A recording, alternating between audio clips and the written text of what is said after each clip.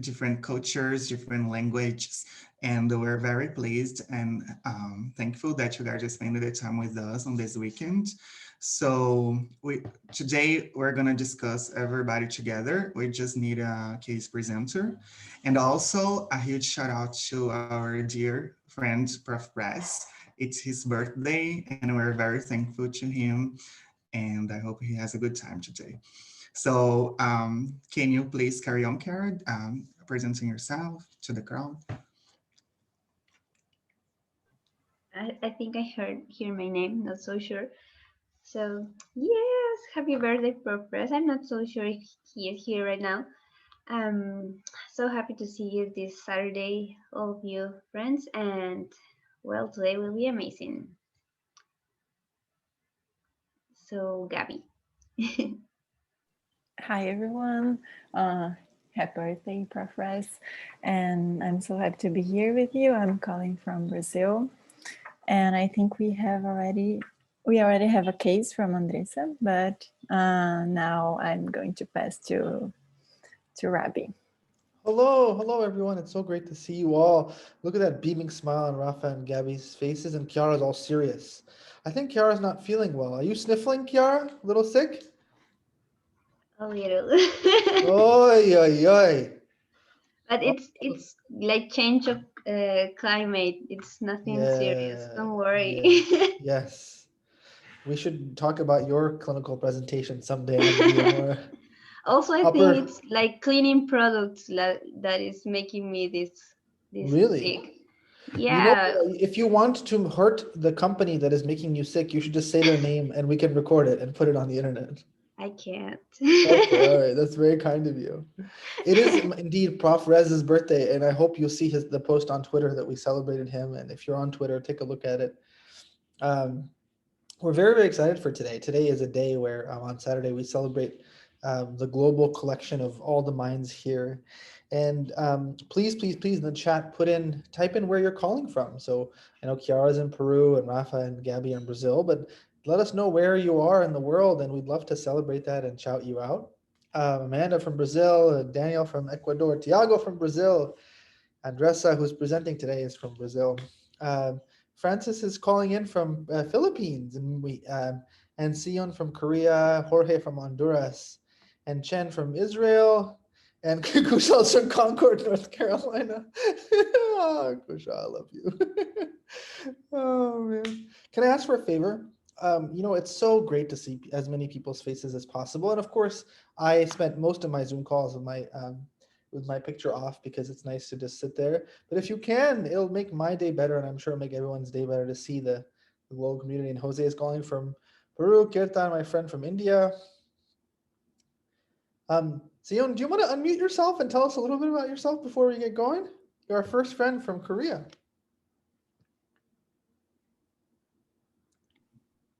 Hello everyone. This is really awkward.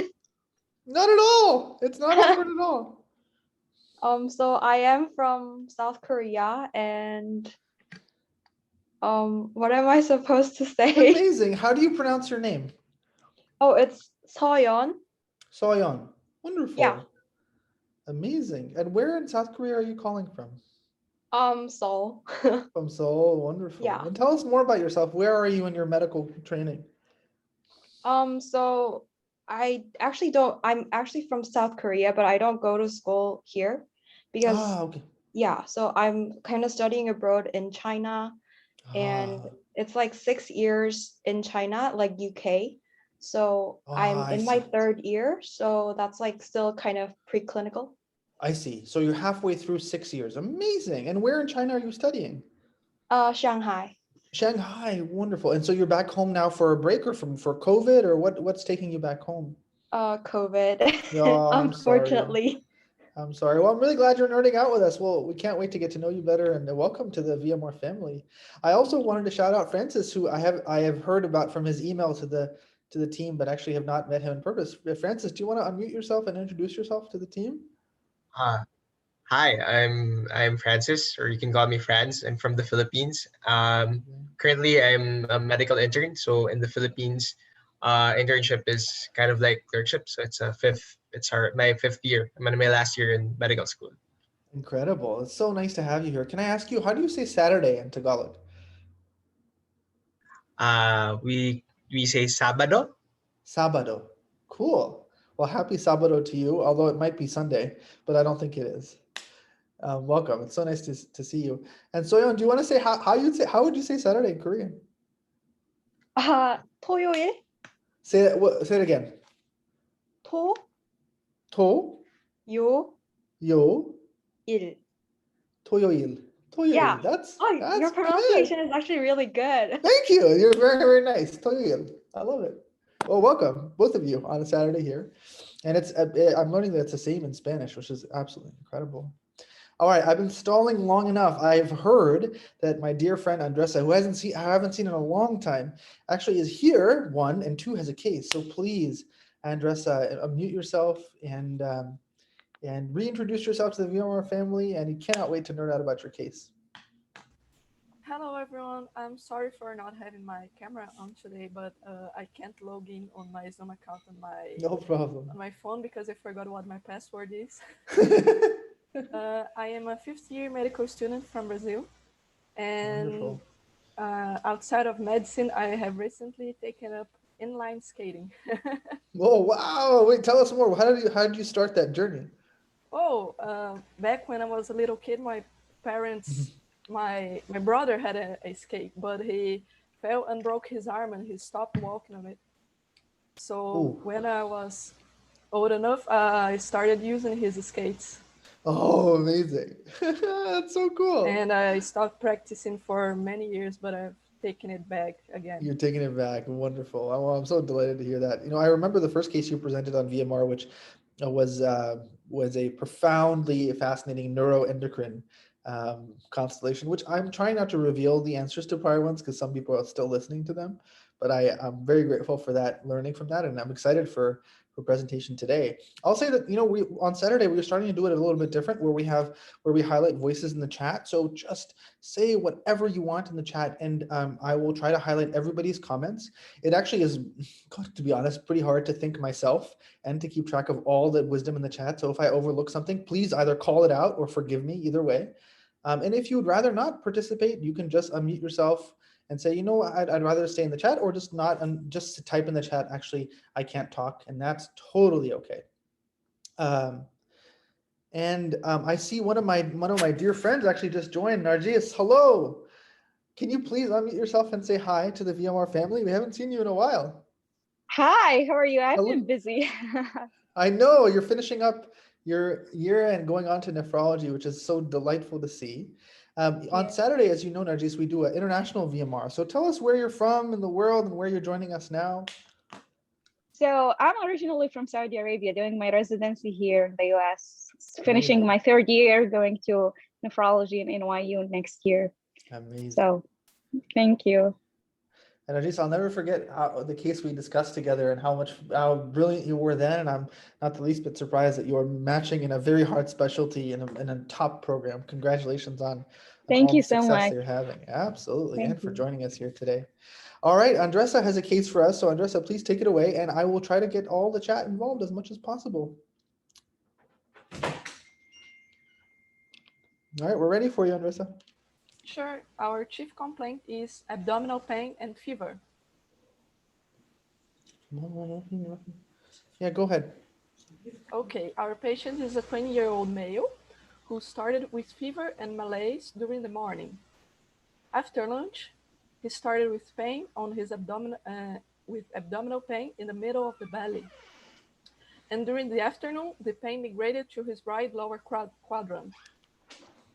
After, he has nausea and has no appetite since the pain began. He had 1 episode of diarrhea and vomiting. He had 1 episode of liquid feces with no blood, mucus, or pus. He denies other complaints. Nausea and lost his appetite.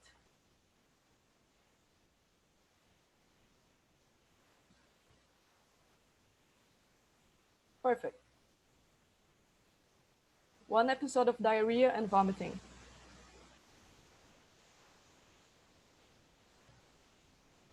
His diarrhea was liquid, there was no blood.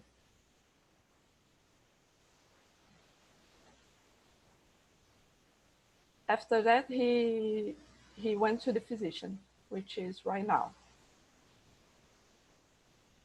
Incredible. Is this where you wanted to stop, Andressa? I think so. Okay, wonderful. I think it's a great place to stop. And I'm already seeing some very good thoughts from the chat. Kushal, do you want to explain the concept of funky inflammation?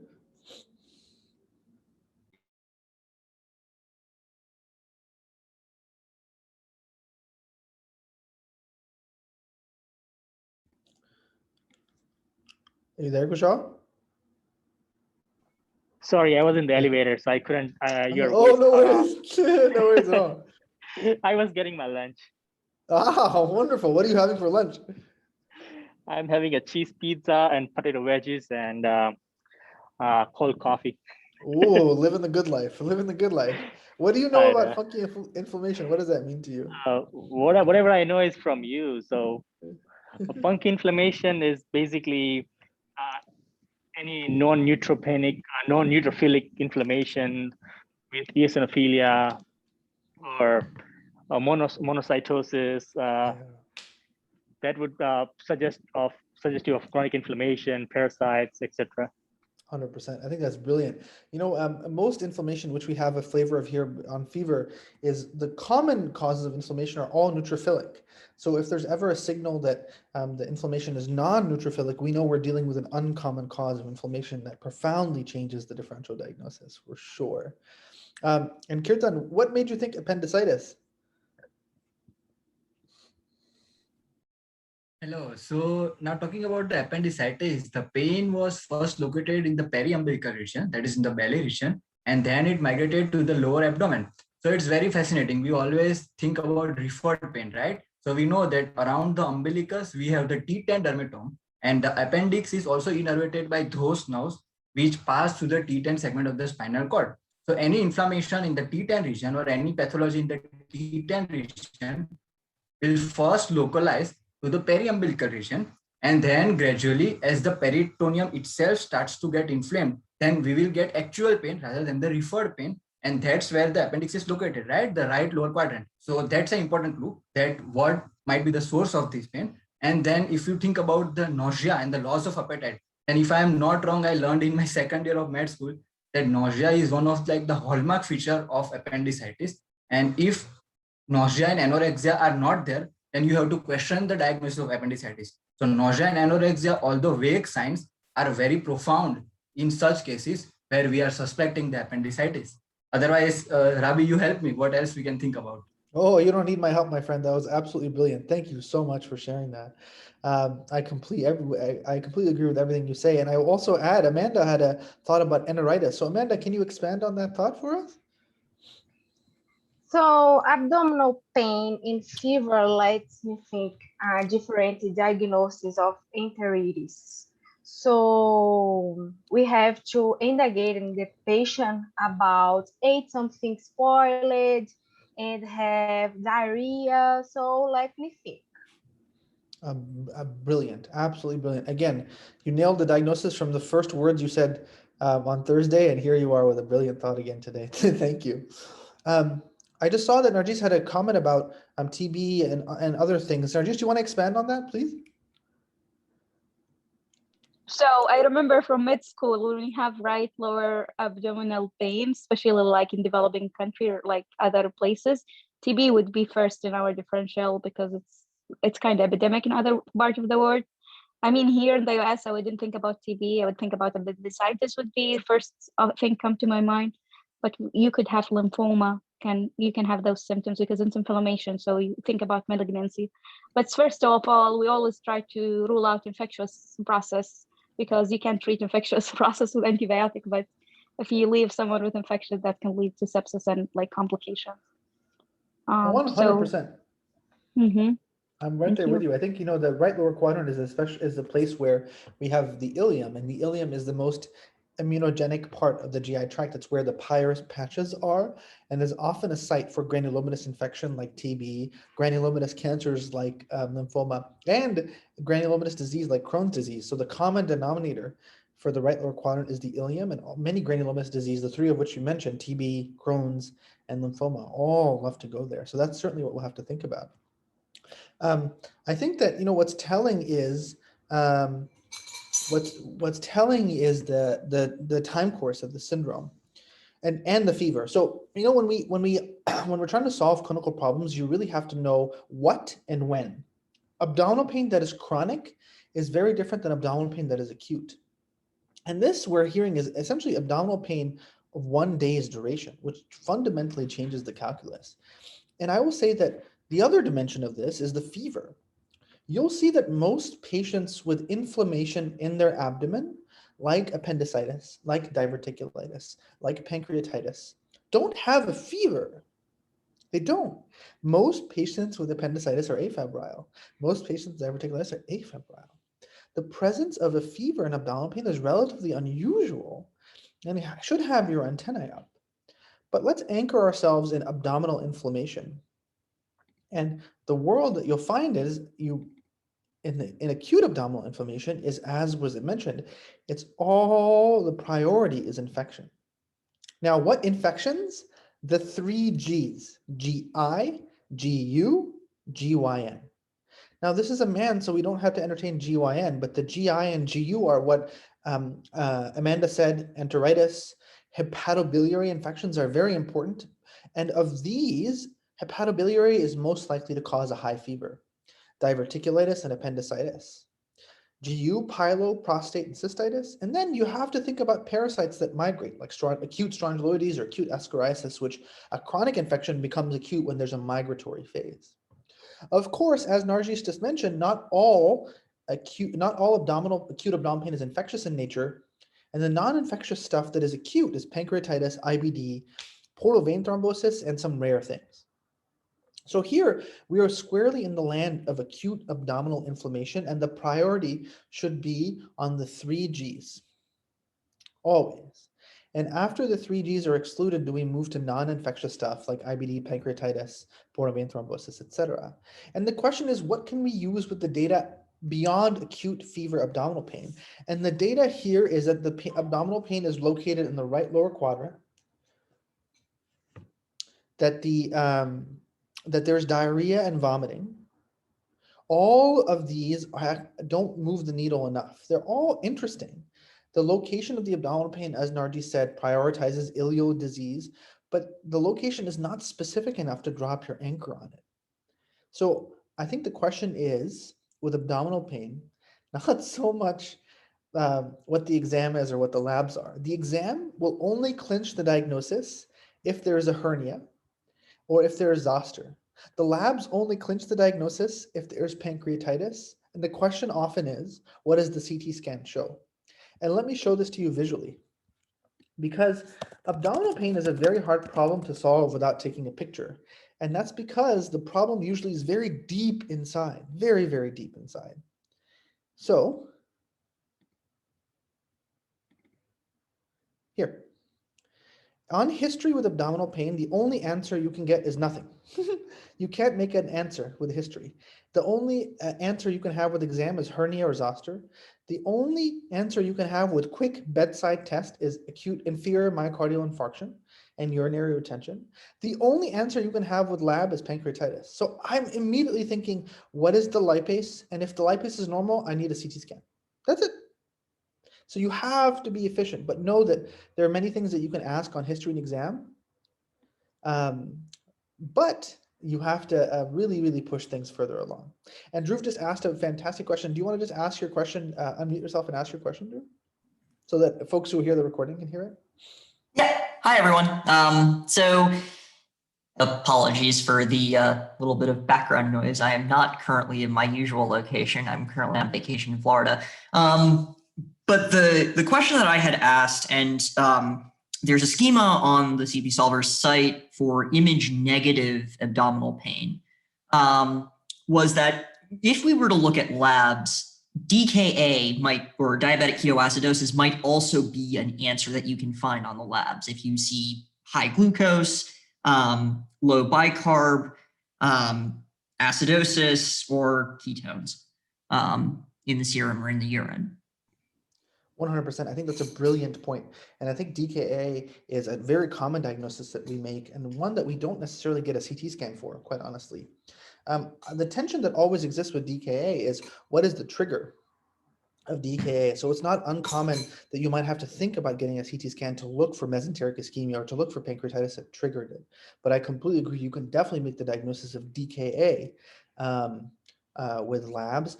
The question remains, is the abdominal pain the trigger of DKA or simply a manifestation of DKA? And that tension looms large. Okay, all right, Andressa, please give us more.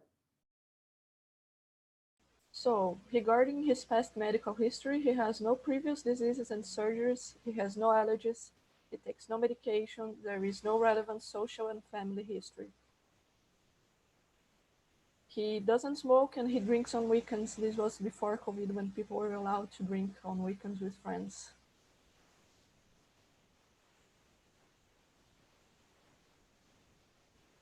I'll go to the physical exam now. Yes, please. He, on the general, his vital signs were his blood pressure was 80/60, but his heart rate was only 80 beats per minute. His respiratory rate was 16, and he is well appearing. He looks a bit uncomfortable due to the pain, but he doesn't look sick.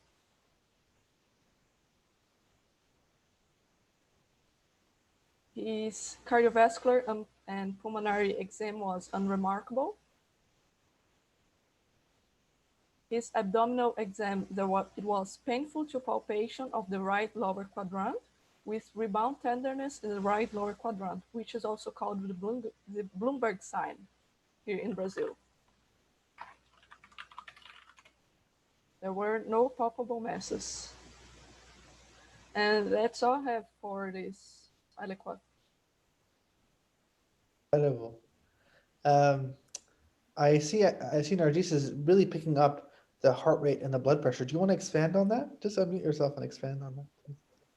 Yeah, sure. So usually with normal response, you will have, if the blood pressure drop, normal response, you'll see tachycardia, unless patient taking medication that can like beta blocker or like can decrease the heart rate. So this is a sign, and I think there is few disease can cause this phenomena, but I can't remember right now. That's which okay. one. And there's, That's I think, okay. some parasite can cause it, but I don't remember. Yeah, that's okay. We'll see what the chat comes up with. Yeah. And Andressa, do you want to tell us what the temperature was, maybe? I'm sorry, but I don't have the temperature. Okay, all right. No problem at all. Okay, so what does the exam help us? As we talked about, the exam in terms of diagnostic specificity was only going to be tremendously informative and stop the train moving towards a CT scan only if we found a hernia or a zoster. The train may move much faster towards a CT scan if we see evidence of peritonitis. But here, the real question is, what is the CT scan? Look now, how good is the rebound tenderness at peritonitis? And I would say that the rebound tenderness confirms that there's focal peritonitis, but I will tell you that the performance characteristics of that exam is tricky. It is very subjective and hard to drop your anchor on it. So in this patient, we remain in the world of, if the only way we cannot get a CT scan is if we get a lipase that's positive. Even if a lipase was positive, you'd still have to be like, well, why is the pain in the right lower quadrant? So that looms large. I just saw a very great comment from Dhruv about other predictors of peritonitis. Dhruv, do you want to tell us what you just said in the chat about likelihood ratios for peritonitis? Sure. So we mentioned earlier that rebound tenderness is more useful for like focal peritonitis, but not generally. Usually, if you see peritonitis, you would see more like abdominal rigidity. So, for instance, what we would describe as involuntary guarding on exam. Either that or trying to think of what else would be the other ones. I think rigidity is the main one that I know. Beautiful. Very, very well said. And that's actually the one that I rely on too. And Maria is just talking about Maria's is talking about the difference between her and her attending surgeons when she's doing an exam. Saif, do you want to unmute yourself and tell us what you learned about the vagus nerve?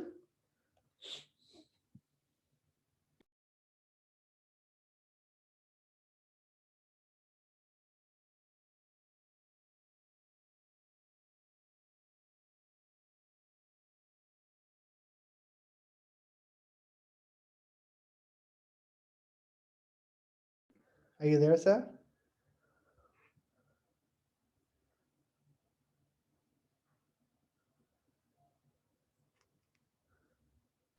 Hi, good day. Hi, you hear me Hello? now? Yes, I can hear you now. Hi, Yes. hello. Hi there. Saif, do you Yeah, want to introduce sorry. yourself to the... Sorry, I'm in. Yeah. Hi, you know. Hi, yes, we can hear you. Hi, hello. Hello, hello. I am sorry. I'm presently working in ER, so I had to get to a place that I was able to speak to you all. I am Oh, sorry. no worries, no worries at all. Where are you calling from, my friend? So I'm actually emergency medicine registrar. I work in Trinidad, island of Trinidad in the Caribbean. Amazing. Welcome. It's so nice to hear your voice. Thank you so much for participating. You shared a very interesting pearl about the vagus nerve. What is that? So I am sorry. I'm actually working right now, so it's difficult to put on the video and stuff right now. What was is that so I've learned before. Usually we probably the vagus.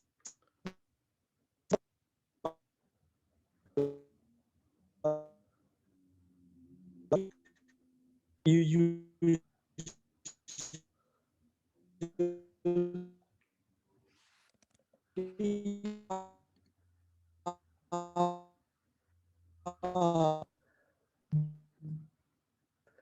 Seth, unfortunately, when maybe I think turning your video off will help. You're breaking up a little bit. Maybe you can turn your video off. Especially you may see patients who went shock with pulse of 60, 70, 80.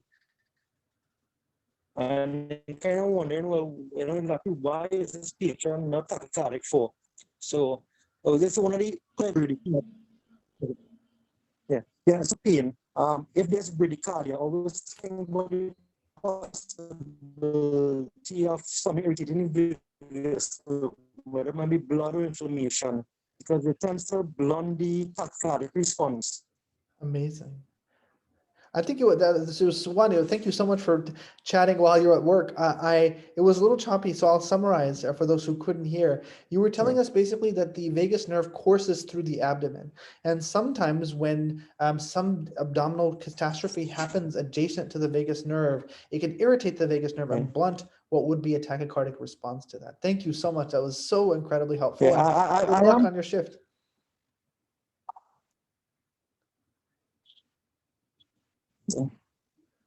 Thank you, Seth.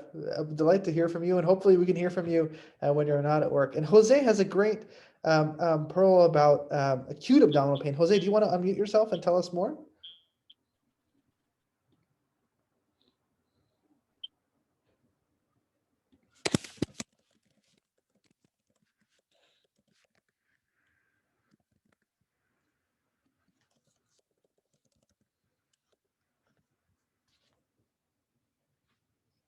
Here, I think we might be having some connective issues. I'll read Jose's comment in the chat just to people who are listening to it. So, acute abdominal pain, he says acute abdominal pain with worsening condition hypotension may indicate bleeding, perforation, pancreatitis, or liver failure, which is a really, really nice list to have when somebody's getting sicker with abdominal pain. So I'll say that again. This is Jose's pearl. Worsening GI disease, intra-abdominal bleeding, perforation, pancreatitis, and acute liver failure, which is awesome. So I think, again, we'll summarize where we are. We have a young man with acute abdominal pain that has inflammation with it. And the focus is on the 3 Gs. And then after we exclude the 3 Gs, we'll move on to other things like non-infectious diseases. But what we found is that the exam is concerning. There's focal peritonitis, which is very concerning. And there's relative hypotension. So what is this? What do we make of the heart rate not being as high as it should be? And one common reason, as Nargis told us, was that the patient may be on a beta blocker. That is a very important thing to think about.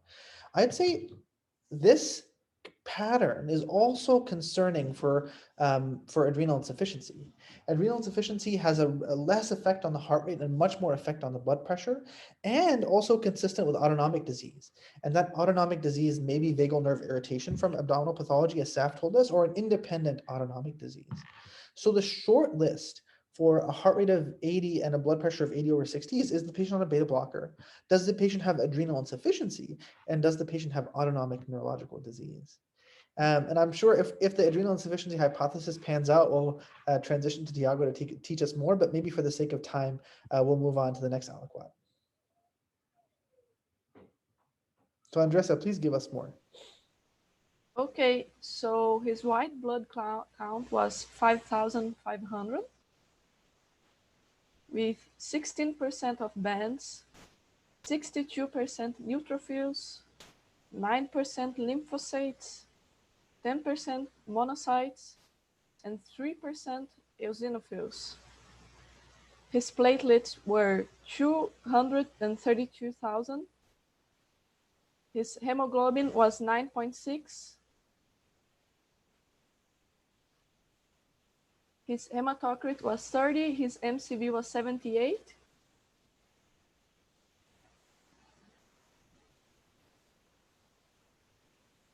His RDW was 10.8.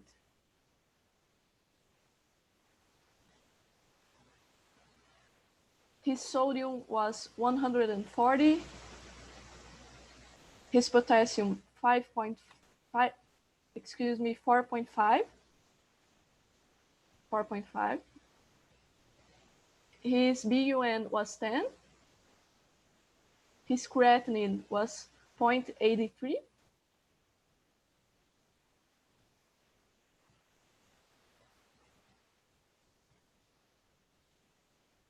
And his C-reactive protein was 8. The reference is less than 0.015.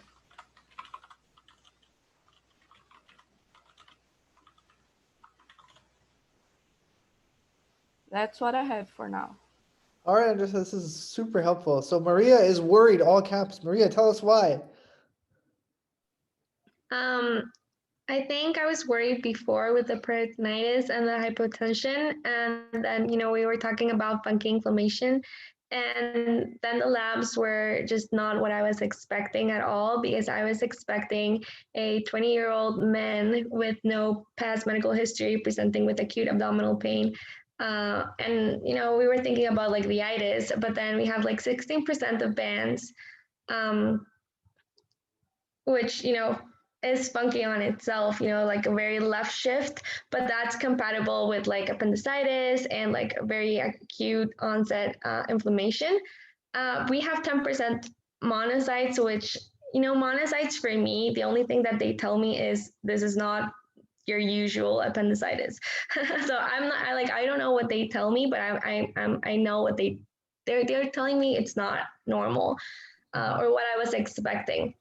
And then I got 100%. Really worried with like the hemoglobin of 9.6, because we were thinking about like Jose told us that hypertension, abdominal pain, think of bleeding, and then with no like previous hemoglobin to think about, is like he might be bleeding tons.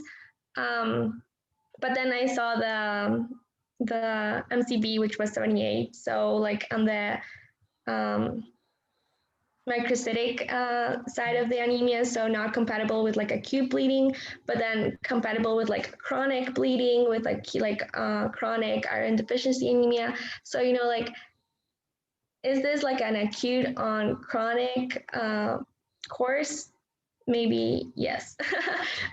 Why? Because of monocytes and like a microcytic anemia, which we don't know if it's iron deficiency anemia, but maybe. And then the RDW, I think that can tell us like clues for like iron deficiency anemia, but I don't remember like how to interpret it.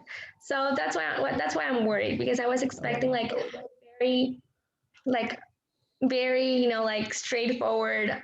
Well, it's never straightforward on VMR, but I was expecting like very straightforward, like acute inflammation, and then I got like chronic signs all over. So that's what's worrying me.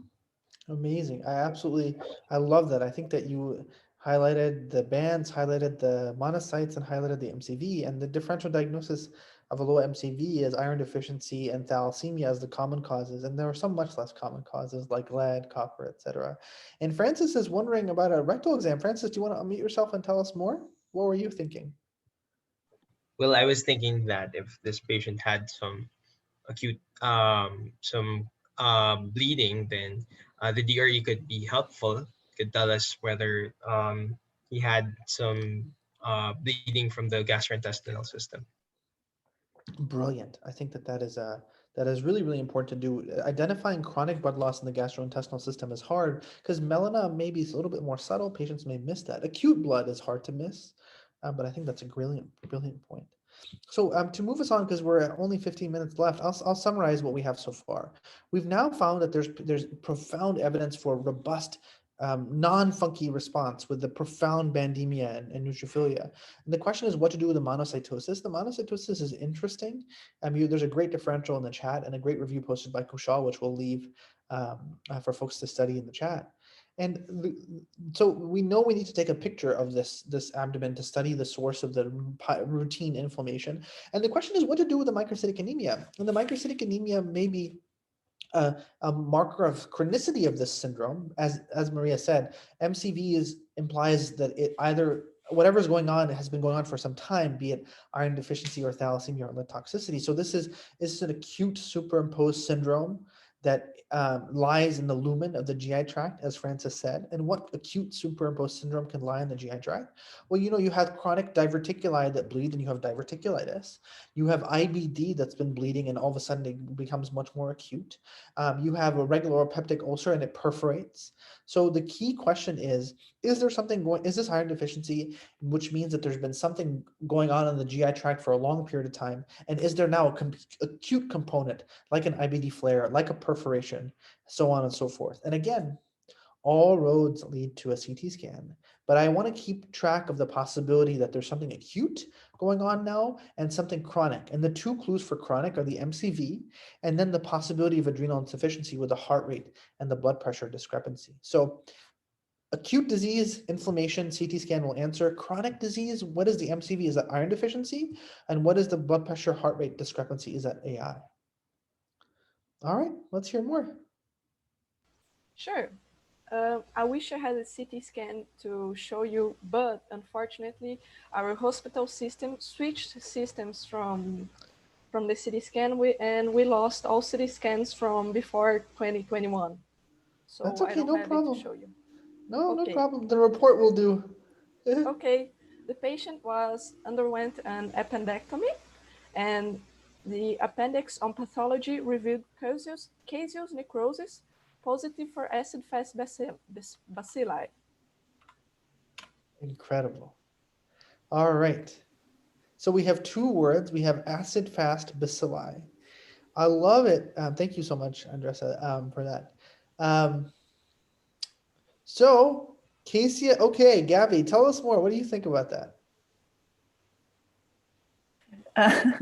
I think everything that I know, it's what I wrote on the chat with it, which is when I read something that is caseous, yes. I think about TB. That's the only thing I know about it. Incredible. Incredible. To draw out the discussion more, I'm going to ask the chat to come up with the DDX of a positive AFB. So we don't know this is TB yet. And let's talk about why we're confident it's TB. But if you're trying to teach this to somebody who doesn't know anything, because you are all applying base rate and a lot of knowledge. So if something is positive for AFB, it could mean TB, as Drew's saying, it could be nocardia, and it could be non-tuberculous mycobacteria. So a positive AFB stain usually implies mycobacteria, and the mycobacteria that are obligate pathogens, meaning if you find them, they're causing disease, are tuberculosis, Mycobacterium bovis, and Mycobacterium leprae or leprosy. All those three organisms, if you find them, they're causing disease. But there's a whole slew of non-tuberculous mycobacteria that may be commensal organisms. They may not be causing disease. So with the exception of nocardia, which is an AFB-like organism, all the causes of an AFB are on the screen here. They are essentially mycobacteria. So the question is, which mycobacteria are we dealing with? Obligate pathogens are pathogens that you always find that are causing disease, and there's TB and leprosy. And there are all sorts of non-tuberculous mycobacteria, and this is a very short list of them. Divided by frequency, MAI and M. kansasii are the most common that we see. There's some rapid growers that you can help study, and then there's all sorts of other ones, and this list is like only half of what it actually is. So we can be pretty confident that the patient either has nocardia or has this. And that's where you apply the base rate. You're like, what goes to the appendix / the ileum, and what is most common of these? And that's where you will likely land on Mycobacterium tuberculosis. If we later learn this is not MTB, it's probably M. bovis. Why M. bovis? Mycobacterium bovis has much stronger propensity to affect the GI tract than MTB.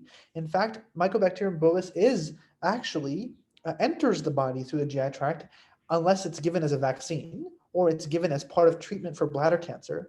The way you get M. bovis is you have unpasteurized milk, cattle exposure, and actually comes into your body through the GI tract. So that's a possibility. How can you know it's M. bovis? M. bovis has an intrinsic resistance to pyrazinamide. So if we later learn that this is a bacteria that has resistance, a TB-like bacteria that has resistance to pyrazinamide, you might have prioritized M. bovis.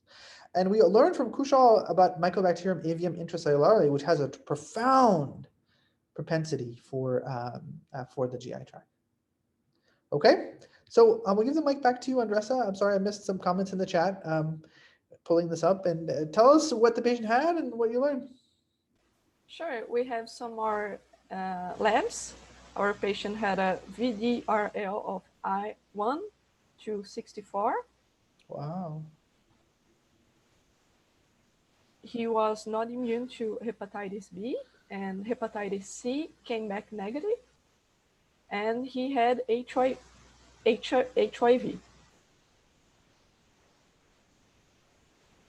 Oh, a new diagnosis of HIV, huh?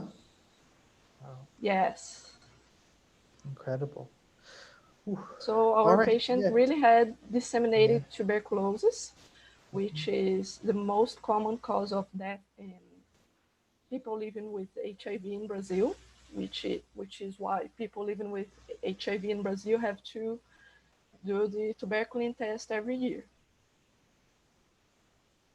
Yeah. Oh, wow. Our patient was treated, and he got a bit worse before he finally got better.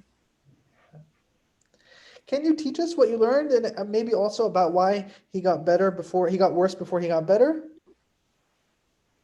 Well, I believe it is because the tuberculosis bacteria it replicates very slowly, and so that's why the treatment is also very long, because it takes a lot of time to really kill all of the bacteria, and that's why the patient got a bit worse before he finally got better, because of the latency of the treatment. Absolutely, yes. Called IRIS, in immune reconstitution inflammatory syndrome. And just this is an absolutely brilliant case. You took us through a journey of somebody who was not involved in care, who had fever, abdominal pain, and ultimately learned that he had appendicitis from tuberculosis, which prompted HIV and syphilis testing, both of which were positive, which is just so incredibly profound. I wanted to highlight one thing that the chat is requesting, and Nargis offered a problem representation in Arabic. So could you please unmute yourself and tell us what that sounds like? Oh my God. So actually I study English and I study medicine in English, but I tried to translate this. Okay. So I really had a hard time too.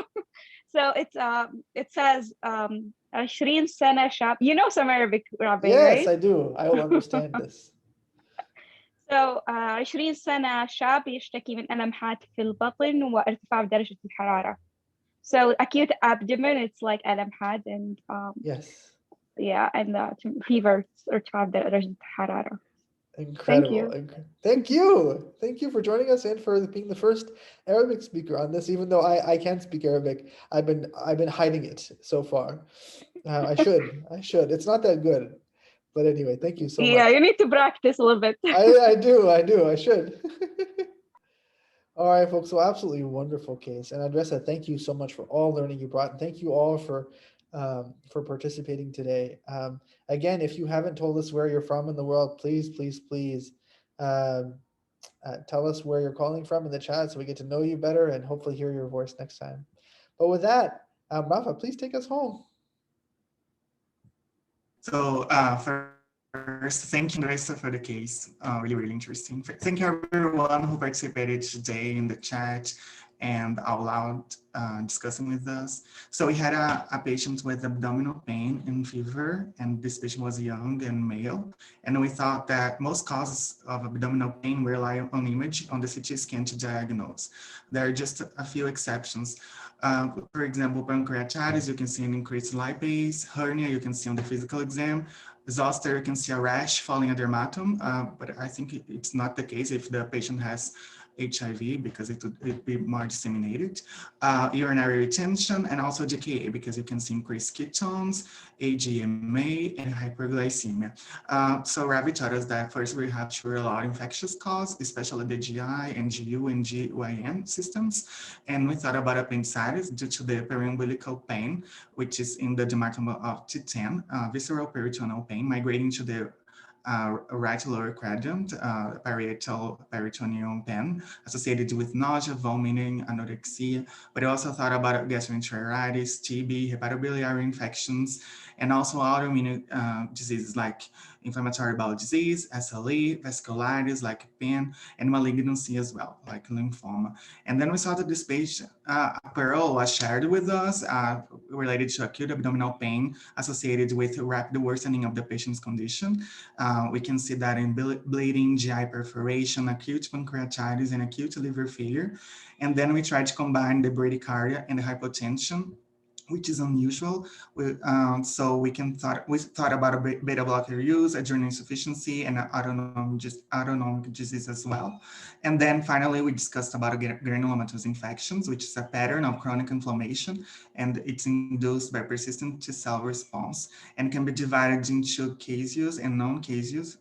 Caseous being like mycobacterial, nocardia, fungal infections, and non-caseous being autoimmune causes like Crohn's and sarcoidosis. So thank you, everyone. Hope everyone had a good time, and hope to see everybody on Monday. And students tomorrow on Sunday. Bye.